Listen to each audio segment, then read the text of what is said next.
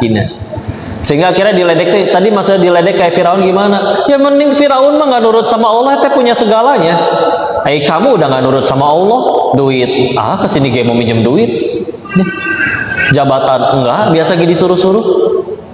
Atau kecuali setiap kali kita ninggalin sholat langsung ditransfer 3 triliun entah dari mana, kan beda cerita. Ini mah ya Allah ninggalin sholat udah, nurut ke Allah nggak mau, tetap aja dunianya juga nggak dapet, tidak? Ya. Sengaja kan Allah kasih contohnya. Coba kalau misalkan penjahat-penjahat yang ada di dalam Al-Quran itu ternyata orang-orang yang secara strata dunianya juga rendah misalkan ya. Ya orang nanti mikir, lihat tuh ya, yang penjahat-penjahatnya juga aja pada jahat ya. Tapi lihat ini penjahat meskipun punya strata dunia tinggi, ternyata nggak dapat apa-apa. Ya. Dan ada nabi-nabi yang secara, ya mohon maaf ya, ada yang penyakit kulit 18 tahun, ada yang dibuang ke sumur oleh saudara kandungnya sendiri, bahkan dipenjara ketika difitnah oleh wanita. Hina tidak? Tetap mulia Nabi Yusuf ya. Insya Allah. Enggak lah. Yang pertama berarti kemuliaan itu datangnya dari mana? Murni dari Allah. Allah udah memuliakan beliau, coba taunya mungkin cuma dagang jualan, yang penting gak minta-minta, yang penting halal. Beliau yakin setiap tetes keringatnya tidak akan ada yang disia-siakan. Bismillah, udah menjajakan, udah polos, diem sambil husnuzon kepada siapapun yang bicara atau apa. Tahu-tahu kejadian kayak gitu, beliau tadinya mungkin cuman berharap ada yang borong nih, punten bu, itu satu dagangan gitu diborong kayaknya nggak nyampe 500.000. Tapi akhirnya Allah gantikan sesuatu yang lebih baik. Biaya umroh berapa? Beasiswa anaknya berapa? Belum bantuan yang langsung ke beliau berapa? Saya yakin itu kalau beliau dibikinin open donasi, dibuka nomor rekeningnya, kayaknya kalah daripada yang disiram air keras. Gak usah sebut nama, ya tuh ngambil hikmah doang, ya, gak boleh, ya. Atau ya orang kan bisa ngeliat, ya, Insya Allah. Guru kita begini, kalau kita ngelihat sesuatu yang tidak baik, itu, tolong 3 hal saja yang dilakukan. 1, dakwahi. Ini dakwah itu bebas. Bisa kalau kenal deket ya, bro makan siang yuk, aku traktir. Nanti pas tinggal duaan, bro jangan kayak gitu, itu tidak baik gitu ya. Tentu dengan cara yang ahsan ya. Jangan di hadapan publik, jangan dicaci maki, jangan direndahkan. 1. Kok itu kan kalau kenal, kalau nggak kenal, nggak punya nomor WA-nya, gimana cara dakwahinnya? Yang kedua, doakan. Karena kalau kita doakan saudara kita didoakan oleh malaikat. Ingat kan amalannya Bunda Fatimah radhiyallahu anha, putranya tuh mergokin, kok mamah tuh nggak pernah doain diri sendiri sih, selalu doain orang lain. Karena kalau aku doain orang lain, pasti malaikat doain kita, doain mama. Kita doa bisa jadi kehalangan dosa sendiri. Segitu Fatimah lo ngerasa ada dosa, ya. Tapi kalau malaikat kan nggak ada dosa, doain yang baik-baik. Kenapa kita jangan balas menghina, hujat? Kan kita nggak pernah disuruh jadi hakim, ya. Yang ketiga, setelah didakwahi sudah, doakan sudah. Yang ketiga, ini juga penting ya, jaga hati tetap bersih. Kenapa? Karena ada satu jenis manusia yang paling rugi, bu. Contohnya adalah orang maksiat. Mohon maaf, yang misalkan contoh ya, yang ngomong kasar misalkan orang itu, ternyata malamnya dia tobat. Gak ada yang tahu kan? Gak ada yang tahu, tahu-tahu. Dan gak cuma kasus ini aja. Misalkan kita mergokin orang nyuri, mergokin anak muda pacaran, gak ada yang tahu. Ternyata dia malamnya nangis sambil tahajud. Ampun ya Allah, gak mau. Kita yang mergokin masih ngejulitin dan maki-maki orangnya sampai 2 bulan ke depan. Coba lihat, yang maksiat orang, yang dapat dosa kita. Yang maksiat siapa? Orang kan? Kita gagal jaga hati, kita ikut kebagian dosanya. Rugi tidak? Rugi. Gak usah mencak-mencak, ya. Gak usah mencak-mencak. Alhamdulillah. Gak ada yang tahu. Kok tapi ternyata dia belum tobat. Ya sudah, kita gak pernah disuruh jadi hakim, ya. Kita meninggal gak ditanya kelakuan dia. Kalau pengen dakwahi, nasihatin. Tapi tolong jangan jadi dosa gara-gara yang bikin dosa dia kok, kita ikut-ikutan dosa, rugi sekali. Tapi tetap kok orang kayak gitu harus dibalas. Jujur, balasan mana yang kira-kira nih ya, setiap kali ada orang berbuat maksiat, Allah tahu nggak dia bermaksiat? Pengadilan Allah akan datang nggak kepada dia? Cepat atau lambat, yakin pasti datang. Pertanyaan selanjutnya, jawab, balasan mana yang lebih ajib? Balasan dari Allah atau balasan kita? Maka buat apa kita ngotorin tangan sendiri kalau balasan dari Allah bakal lebih ajib? Saya pinjam bahasa Ustaz Adi mah, tidak perlu menghina yang sudah terhina. Ya, ngapain? Ya. Orang itu bisa jatuh pada kehinaan karena perbuatannya. Tanpa kita hina lagi juga ya sudah, perbuatannya mencerminkan. Ya.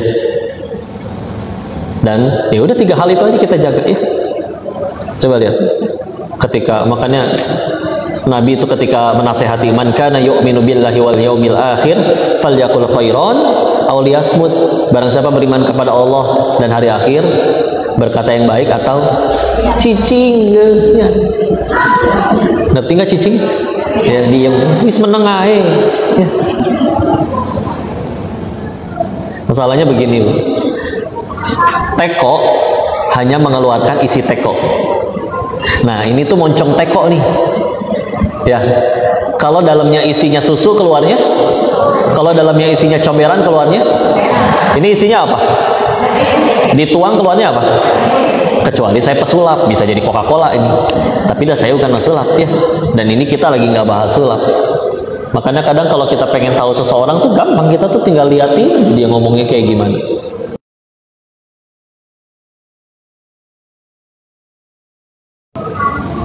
Alasan metode dakwah atau gimana apa segala macam.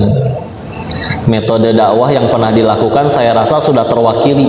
Ada dakwahnya cara Umar bin Khattab, ada Abu Bakar Asy-Syiddiq. Tapi ya mungkin saya yang kurang ilmu ya. Sejauh saya ngaji sih nggak pernah nemuin metode dakwah yang pakai kata kasar ya. Karena memang ya kelihatan, apalagi kalau dibilangnya spontan ya, sesuatu yang spontan itu biasanya apa yang ada di kepala. Kalau isi kepalanya Allah doang, dia mau dikagetin, mau dipukul, mau diapa, jawabnya astagfirullah, la ilaha illallah. Pernah lihat orang soleh kaget tuh, innalillahi wa inna ilaihi raji'un, gitu kan? Tapi pernah nggak ngelihat ibu-ibu kaget yang disebut malah kunci? Mungkin yang dipikirannya kunci. Ya. Ayam gitu katanya ya. Ada yang kagetnya begitu. Mungkin dia lagi lapar pengen makan ayam ya. Kan ada sesuatu yang nggak bisa acting Bu ya. Kalau emang ya gitu ya. Gimana? Ibu cari orang yang benar-benar tinggal di majelis ilmu, benar-benar tinggal di keluarga yang penuh dengan ilmu, dan setiap hari lisannya cuma sibuk baca Quran dan memang penghafal Quran. Coba ngobrol dengan beliau seharian aja. Kayaknya buat ngomong kayak ngomong tuh bener-bener kayak kalau ketemu orang-orang itu ya di Quran ya, kalau kayak lagi kayak lagi di acara Hafiz Indonesia yang biasa tayang tiap Ramadan, itu kan anak-anak Quran semua ya. Anak-anak kalau misalnya kita lihat main di luar kadang ya ngomongnya ya gimana.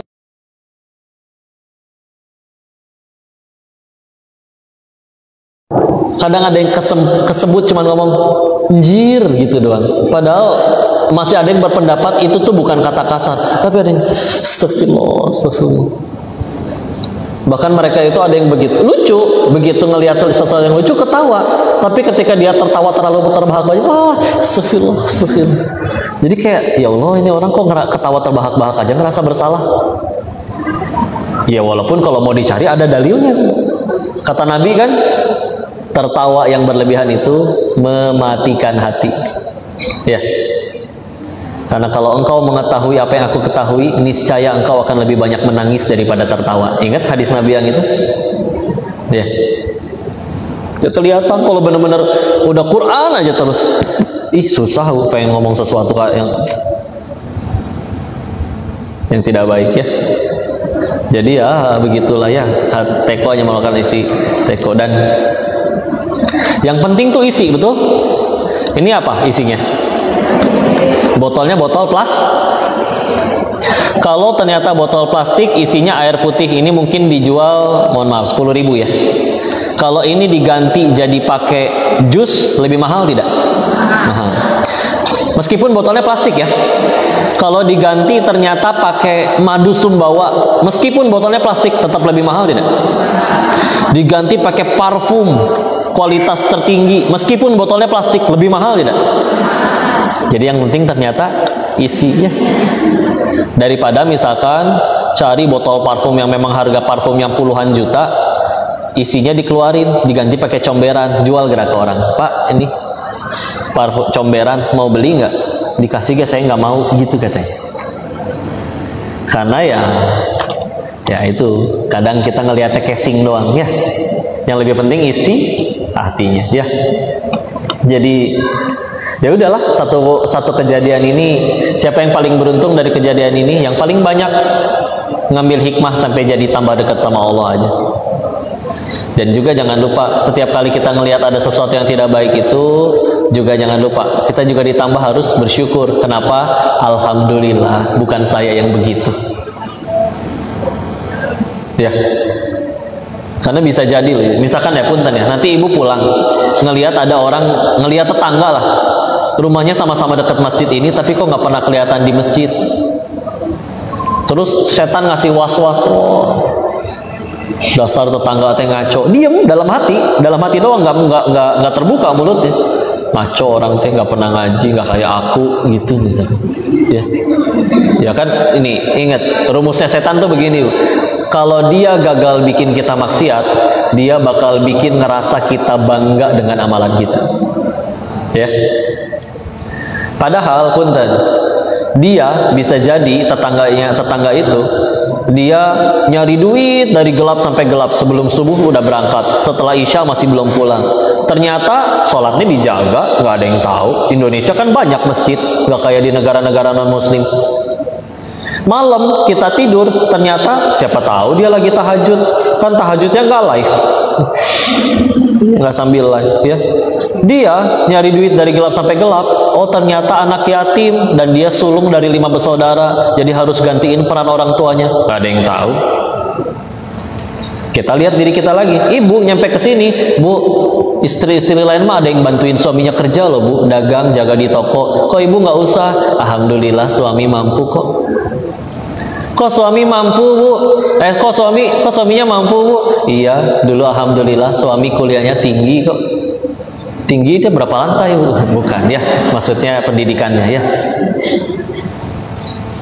Kok bisa suami ibu kuliahnya tinggi? Ya alhamdulillah, dulu mertua tuh ada rezekinya. Kok bisa mertua ibu ada rezekinya? Ya semua dari Allah tuh kok ya. Berarti pertanyaannya, kita berhasil nyampe masjid ini nih, detik ini, karena kita yang sudah soleh-soleha atau karena Allah yang tolong? Allah yang nolong ya. Kalau Allah pengen kita gagal ke sini, gampang loh, Bu. Dibikin kunci motor ibu hilang, gamis yang udah disiapin, hujan badai palit, Bu, terbang ya. Kunci motornya hilang, atau motornya hilang, naudzubillah, atau ibunya ikut hilang juga bisa. Ya. Tapi selagi iman tidak hilang, coba datang ke sini ada yang terpaksa tidak? Sukarela. Datang ke sini tadi ada yang harus jatuh dari motor dulu tidak? Enggak, kok aman kan? Padahal siapa? Sok yang naik motor angkat tangan. Jujur, Bu, berapa kali ibu sen kiri belok kanan? Lebih sering celaka atau selamat? Selamat. Yang celaka bisa jadi yang belakang, kagok liatin si ibu ya. Bu, ini mah pesan serius, Bu ya. Saya berpesan kepada lady bikers di sini. Para ibu yang suka motoran di sini ya. Meskipun tidak konvoy dan tidak gabung dengan geng motor, tapi punten ini Bu, ibu kalau masuk ke jalan gede, tolong jangan langsung ke tengah, Bu, di pinggir dulu. Ih, paur melang lihat ibu-ibu teh. Tuh, Soleh Iskandar pan gedenya, Bu ya. Kalau baru keluar dari bakso reoks itu teh jangan langsung ke tengah. Pinggir dulu pelan-pelan. Kecepatannya udah stabil baru mulai geser ke kanan. Ya, jangan langsung ke tengah. Kan ada lampu sen kok, iya. Kadang saking syar'inya pakaian ibu-ibu, kerudungnya nutupin lampu sen. Jadi nggak kelihatan sennya. Ya. Tapi dah Allah sayang sama ibu-ibu ya. Ini selamat semua ya. Bismillah. Ya, jadi orang Indonesia mah untung terus. Jatuh gitu. Kenapa jatuh? Alhamdulillah, cuman kakinya, kepalanya enggak. Kena kepalanya, alhamdulillah nggak lepas.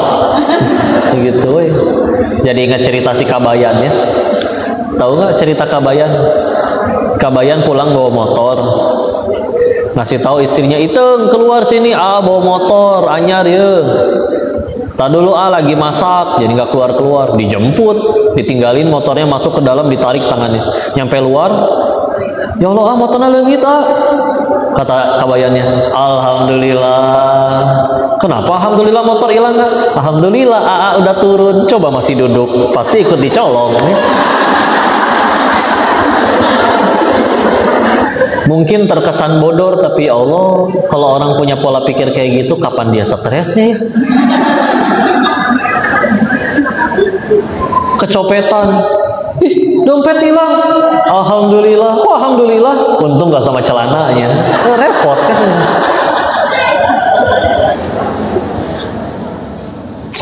Gimana kita nyikapinnya, Bu?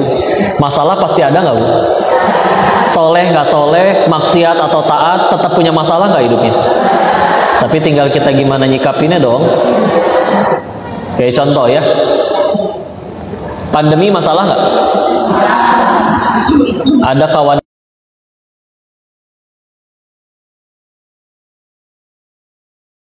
tinggal sisa 100 juta dari miliaran.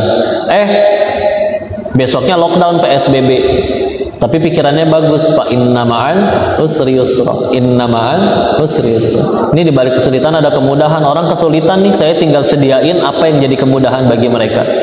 Dia dorong 100 jutanya jadi pengusaha masker pertama di Kota Bogor. Nggak nyampe 3 bulan, 100 jutanya udah jadi 800 juta. Karena masalah kan? Atau ada tempat lain, misalkan ada orang tinggalnya di gang, nggak punya motor, angkot nggak lewat depan rumah, tapi tiap hari harus berangkat kerja. Masalah? Di tempat lain ada orang punya motor tapi nganggur. Masalah? Dipersatukanlah dua orang bermasalah tadi dalam satu aplikasi. Micet, bukan ya, ojek online ya. Maka kalau si penemu aplikasi ojek online-nya minimal untuk dunianya dia berlebih ya wajar kan beresin masalah orang. Jadi jangan alergi sama masalah. Pasti ada masalah, tapi ada yang memilih hancur ketika ketemu masalah, ada yang malah ini jalan saya berkiprah nih istilah. Coba lihat anak sekolah, anak SD, SMP juga tahu, aduh ujian tuh masalah, saya harus begadang, belajar, ngapalin, bimbel. Tapi mereka juga tahu, saya beresin masalah ini, saya naik tingkat. Ya, naik derajat. SD jadi SMP. Coba kalau nggak mau ikut ujian, padahal dia udah pelajarin semua pelajaran, tapi nggak mau ikut ujian, bisa naik kelas nggak? Enggak. Ya, jadi sila. Tapi katanya sekarang sistem sekolah yang baru nggak boleh ada nggak naik kelas ya? Beneran itu teh? Terus sistem ranking juga nggak ada ya? Nggak ada. Atau buat apa ada kompetisi harus ada juaranya? Ada yang jadi guru sini? Nah, ya gitulah ya. Indonesia merdeka udah berapa tahun, Bu? Ibu orang Indonesia. Indonesia merdeka udah berapa tahun? 79. Udah berapa kali ganti kurikulum? Sering ya. Alhamdulillah Islam 14 abad gak pernah ganti kurikulum. Ya. Masih Quran, masih as-sunnah, hadis-hadis Nabi. Tinggal pertanyaannya kita mau ikutin atau enggak ya. Yuk balik lagi ke kemuliaan. Yang pertama, kemuliaan itu datangnya satu dari Allah. Allah udah pengen muliain meskipun dengan cara apapun, mulia mah mulia aja. Kalau Allah udah mau menghinakan, mau punya jabatan kayak punya duit banyak mah hina aja. Ya. Itu satu.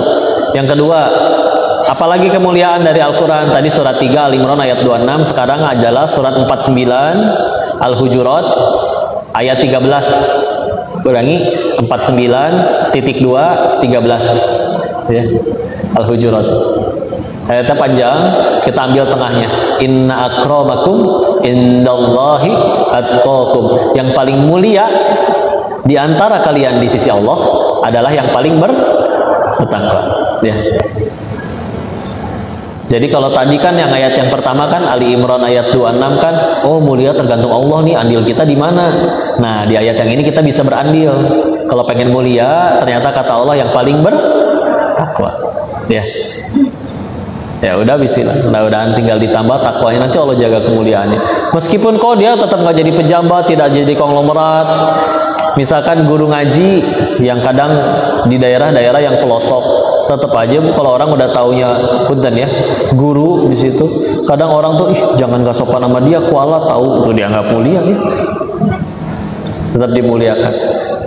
Dibandingin kayak tadi ya, mau dia artis kayak followernya banyak kayak public figure kayak punya jabatan kayak ternyata perbuatannya berkebalikan. Ada yang hina nggak? Ada tetap ya. Pakai takwa. Yang terakhir, apalagi yang bisa kita lakukan untuk kemuliaan? Quran surat 58 Al-Mujadalah, atau ada yang menyebutnya juga Al-Mujadilah, ayat ke-11 58.2 11. Yarfa'illahu alladhina amanu minkum walladhina utul ilma darajat. Bahwa Allah akan mengangkat derajat seseorang yang diberikan, yang punya ilmu ya.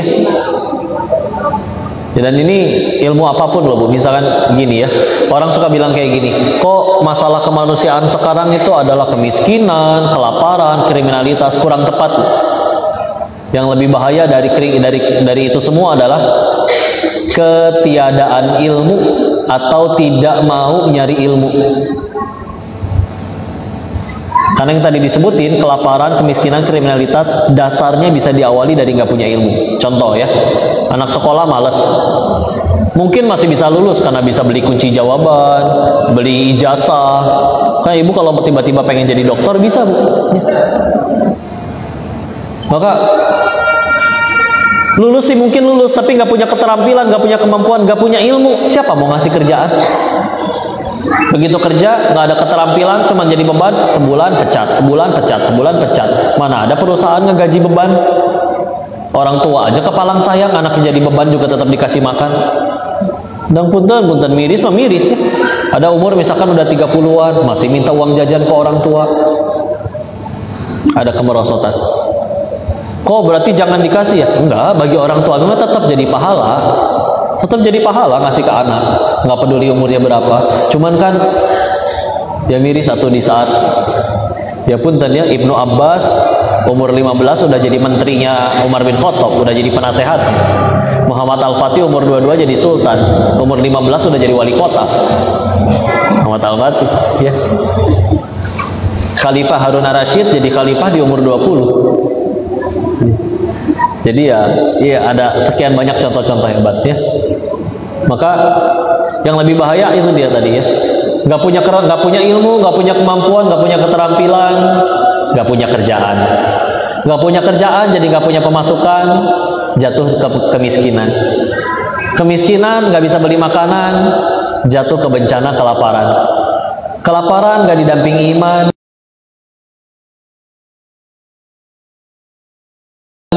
nyolong, kriminal. Awalnya dari mana? Nggak mau belajar. Ibu pasti pernah ngelihat ada orang yang mungkin mohon maaf nggak ada kakinya bisa sukses, ada? Ada. Yang tadinya bukan dari keluarga konglomerat tapi bisa sukses, ada? Yang tidak ada itu malas tiba-tiba sukses. Lagi tidur-tiduran, lagi nyantai, tahu-tahu ada yang nganterin piala, selamat Anda udah juara. Daftar geng enggak, tahu-tahu juara. Nih Bu, selevel kayak Cristiano Ronaldo aja Bu, pemain bola, Ibu tahu? Kan nggak mungkin tidur-tiduran, tahu-tahu juara. Pasti latihan, ya. Dan ketika, kalau Ibu suka bola ya, ternyata Ronaldo itu datang 1-2 jam sebelum latihan mulai dan pulang 1-2 jam lebih lama setelah orang-orang udah pada pulang. Gitu terus latihan. Puluhan tahun dia berkarir. Segitunya. Nyampe rumah, temennya datang main, dikira bakal diajak main PS macam-macam, dia minum jus yang sehat, sayur di blender, terus latihan lagi. Ya emang gitu. Karena latihannya lebih keras dari yang lain, ya wajar. Kan kita di masa depan tergantung sekarang kita ngapain kalau mau jujur, ya. Jadi ya ilmu tuh gitu. Saya kenal seorang fotografer, Bu. Seumur hidup gak pernah lamar kerja, Bu. Gak pernah nyebar CV lamaran. Tapi memang setiap hari belajar gimana caranya sampai benar-benar ahli megang kamera. Akhirnya benar-benar ahli karena udah bertahun-tahun. Ketika udah benar-benar ahli, dia punya kemampuan yang orang banyak gak punya, yang punya cuma dia doang. Kan orang rebutan pengen pakai jasanya, betul? Pak, saya pengen pengen nikah Pak, dipoto sama Bapak ya. Kapan Neng? Saya nikahan bulan depan. Maaf, jadwal Bapak penuh sampai 3 bulan lagi. Gak apa-apa Pak, saya nikahnya 4 bulan lagi aja deh. Yang penting Bapak yang foto. Beneran. Untung dia cuma ganti tanggal, gak ganti calon. Ya. Segitunya kalau udah ahli. Makanya kok pemain bola tuh gajinya gede-gede. Yang punya kemampuan main bola sejago itu ya mereka. Ya. Ada orang, oh saya pokoknya pengen bangun rumah yang kayak gini nih estetiknya nih. Saya udah nyari beberapa tukang arsitek, nggak bisa. Yang bisa bapak minta berapa saya bayar, gitu kan? Kalau udah benar-benar ahli. Misalkan nggak usah kayak gitu. Ibu udah doyan banget sama tukang mie goreng, nggak bisa.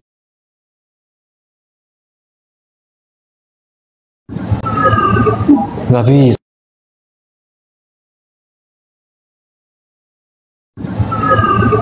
Nggak bisa.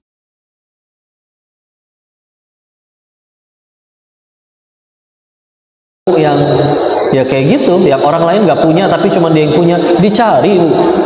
Jangankan nyari kerja, dunia bertekuk lutut di hadapan dia. Tolong terima, karena kami butuh kemampuan Anda. Anda minta berapa kami bayar, yang penting Anda ngerjain. Tuh segitunya. Makanya ibu pada punya anak nggak Bu? Ya tenang, saya bukan pengen nafkahin ya. Gini Bu, ini tolong disampaikan ya ke anak-anaknya Bu ya. Ini tolong disampaikan ya ke anak-anaknya Bu ya. Ini tolong disampaikan ya ke anak-anaknya Bu ya. Ini tolong disampaikan ya ke anak-anaknya Bu ya. Dr. Aisyah Dahlan ya. Nih, ngobrol berdua kayak gitu. Wasiat ini Bu ya. Nah, keras sama diri kamu ya Nak. Karena kalau kamu keras sama diri kamu, nanti dunia datang dengan lembut kepada kamu. Yang lain gak belajar, kamu tetap belajar. Ada waktunya, kamu nanti istirahat silakan. Tapi kamu keras sama diri kamu, nanti dunia bahkan bertekuk lutut di hadapan kamu. Karena kalau kamu keras kan kamu punya skill yang orang lain gak punya. Akhirnya orang nyari kamu. Dan kalau kamu lembek sama diri kamu, nanti dunia yang datang dengan keras menghantam kamu. Oh lembek, yang lain juga nggak belajar, yang lain juga bolos, yang lain juga nggak bikin PR, yang lain juga main game terus, yang lain juga nggak mau sekolah. Nanti dunia datang dengan keras ke hadapan kita, dengan pahitnya pengangguran, pahitnya diremehin waktu reunian. Tahu-tahu ada yang baru sadarnya umur 45, kok teman-teman saya udah punya ini itu, saya malah punya banyak utang ya. Masa harus nunggu kayak gitu dulu? Yuk disini keras, nggak akan mengkhianati semua perjuanganmu itu, nggak ada yang sia-sia. Bismillah ya. Tapi yuk keras ya, jangan kelemar gampang menyerah. Enggak. sebilah besi, sebilah pedang yang cantik, Bu, ya. Kalau Ibu kayak nonton film samurai kan pedangnya cantik. Itu kan dulunya cuma sebongkah besi yang tidak ada bentuk.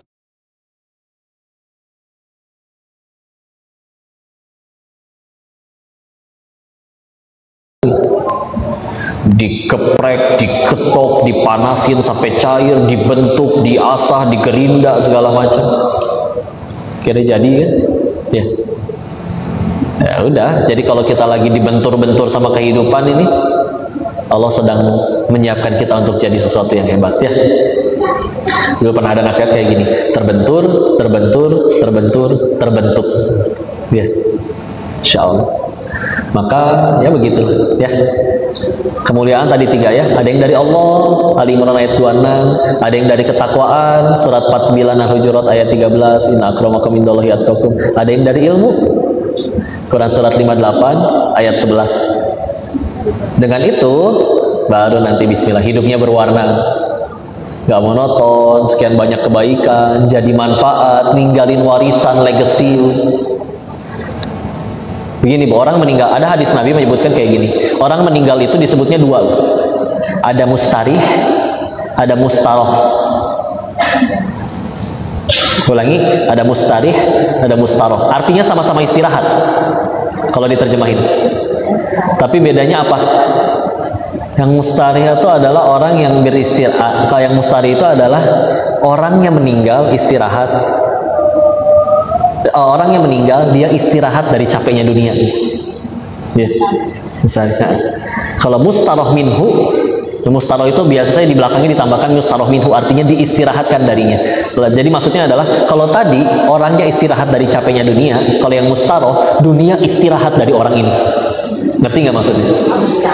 Iya. Jadi secara bahasa itu maksudnya adalah saking ini orang zolim banget, tuh. Jadi ketika dia meninggal tuh, aduh, tetangganya istirahat, akhirnya mati juga loh itu orang. Akhirnya berhenti caciannya, berhenti gangguannya. Ada kan Bu orang yang kayak gitu? Nauzubillah. Ya. Jadi tadi kita meninggal yang mana nih nanti nih? Kita yang meninggal dari capeknya dunia. Oh, di dunia itu sesoleh-solehnya juga tetap aja harus kerja, tetap aja harus bersabar, mustari. Ya. Ada yang mustarah minhu, semua hal itu diistirahatkan darinya. Batu istirahat, keluarganya istirahat, oh udah nggak direpotin lagi sama dia. Anak-anaknya istirahat, tetangganya istirahat, oh udah nggak pernah rese lagi dia. Karena dia udah meninggal. Ya.